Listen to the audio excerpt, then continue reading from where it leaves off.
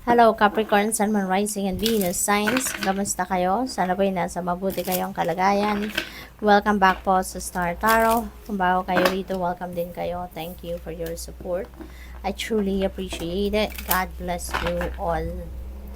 Capricorn, po na mensahe ninyo, opportunity. Ayan, there are new job opportunities, change, workplace or business trip, no, napaparating sa inyo rito. So, change is coming just in time. So, talagang saktong-sakto lang siguro. Baka nangangailangan kayo ngayon or baka gusto na ninyo ng bagong trabaho, gusto ninyo na ng bagong workplace, 'di ba? Gusto na ninyo siguro maglipat ng opisina, maglipat ng employer. So, talagang just in time lang, 'di ba? This is definitely divine timing, no? Kasi when divine timing comes, it's never late, it's never early, 'di ba? So, talagang sakto lang. Kaya kung ano man ang dadating sa inyo sa ngayon, kung nangangailangan kayo dito ng pagbabago, so ano man ang opportunity na dadating sa inyo, grab that opportunity, wag na ninyong palagpasin kasi ibig sabihin, yan ang para sa'yo.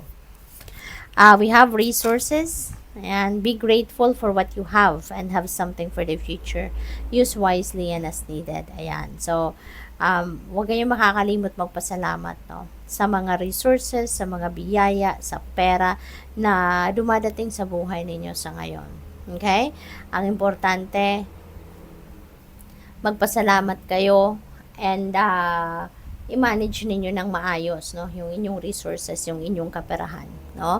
Merong dapat na uh, tawag dito yung budget plan, no, para dapat meron kayong iaalat para sa mga pangangailangan ninyo sa ngayon, 'di ba? And at the same time, magtabi pa rin nung para sa future, magtabi pa rin ng kahit konti para sa future, no? So hindi lahat gagastusin.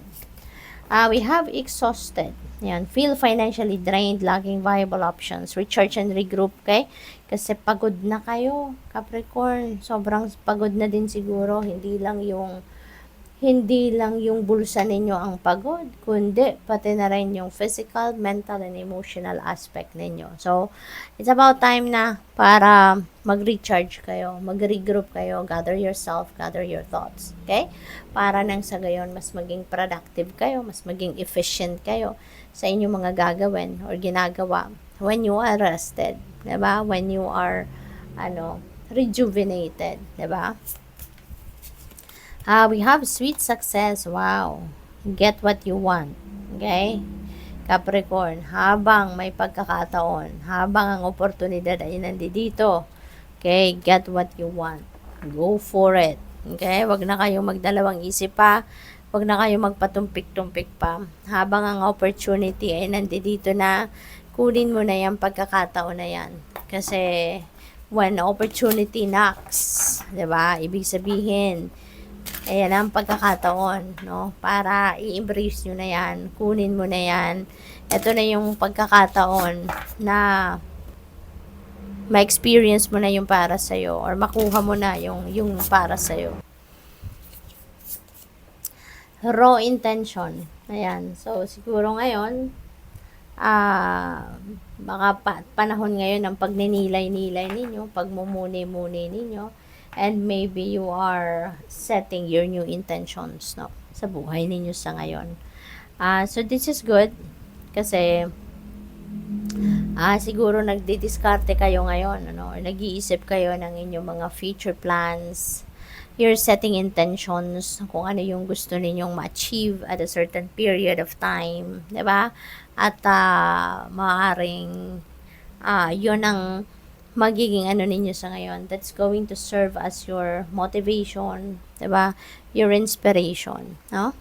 Para magpursige, magsikap, magtiyaga hanggang sa marating ninyo kung ano man yung goal ninyo rito. Feed your artist. Ayan, so Capricorn, you have that artistry in you. Napakaganda. You're very creative, siguro, no? At ngayon, maaring there is an opportunity for you to enhance your artistry, to hone your talent, 'di ba? So take that opportunity kasi habang merong oportunidad, no, na meron kayo ngayon to feed your artistry, then go for it. Kasi baka hindi ito madalas nangyayari. So ngayon, habang merong pagkakataon na magamit mo din, ma-practice mo din, no, yung inyong talent, then take that opportunity. We have overrate your intuition. Okay? Lagi-lagi din ninyong papakinggan, susundin kung anong bulong ng inyong intuition. Kasi sa lahat ng decision making na kailangan ninyong gawin or sa lahat ng mga bagay na nangyayari sa buhay ninyo, 'di ba? Importanteng nakikinig kayo sa inyong intuition. Importanteng sinusunod ninyo kung ano ang bulong ng inyong intuition kasi dadalhin at dadalhin kayo nito sa tamang daan. Dadalhin at dadalhin kayo nito sa tamang desisyon. Dadalhin kayo nito sa right path. Okay? Kaya it is extremely important, Capricorn, to follow, listen, no? Sa inyong intuition. Divine guidance ito no? Kapag meron kayong gabay, ibig sabihin, hindi kayo pinapabayaan ng divine universe, no? So, it's all up to you on how you are going to claim that guidance, no? It's all up to you kung paano ninyo ito makukuha na gabay sa iyo, maririnig na gabay sa inyo. 'Di ba?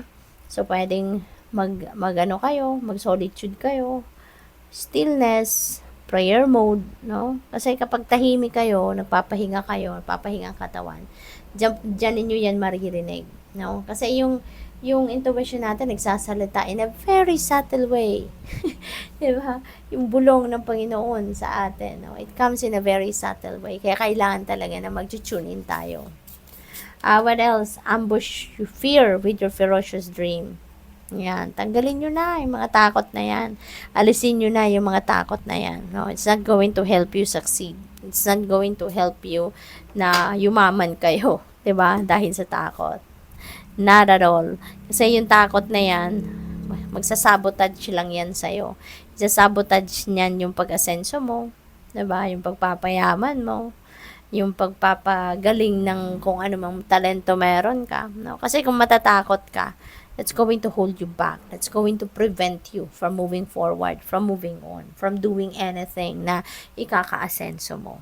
Kaya, instead na matakot kayo, palitan ninyo yan ng drive. Palitan ninyo yan ng determinasyon, ng focus, eye on the prize.